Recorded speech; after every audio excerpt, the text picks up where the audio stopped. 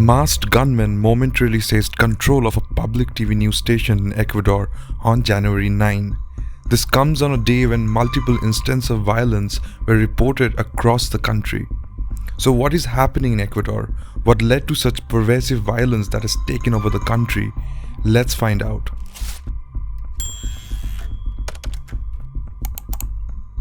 Ecuador is reeling from a fresh wave of violence that has shaken the South American nation. The unrest was triggered by the escape of one of Ecuador's most influential criminal bosses, Jose Adolfo Macías, also known as Fito. President Daniel Noboa ordered military crackdown to neutralize criminal groups. He made the announcements on social media just hours after the attackers targeted TC television. The armed intruders forced the terrified staff onto the ground and a live broadcast continued amid the commotion.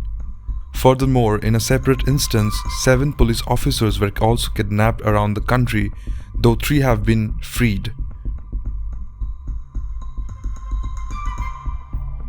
A host of interrelated problems have been plaguing Ecuador for some years now. Reports tell us that Ecuador was one of Latin America's least violent countries. Now it has region's 4th highest homicide rate, higher even than Mexico.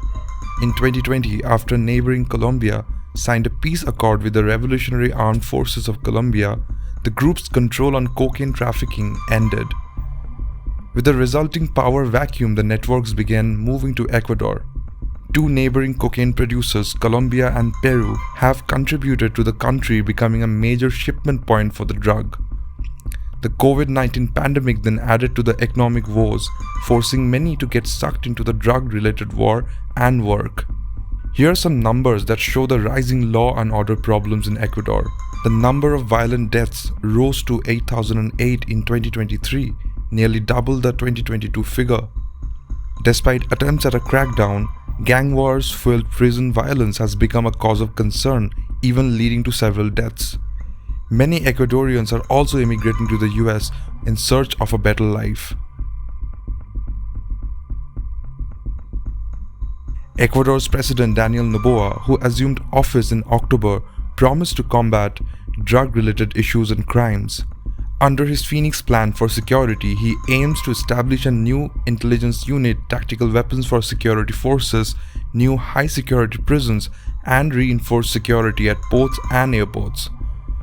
Noboa declared a 60-day state of emergency, enabling military patrols, including in prisons, and setting a national nighttime curfew.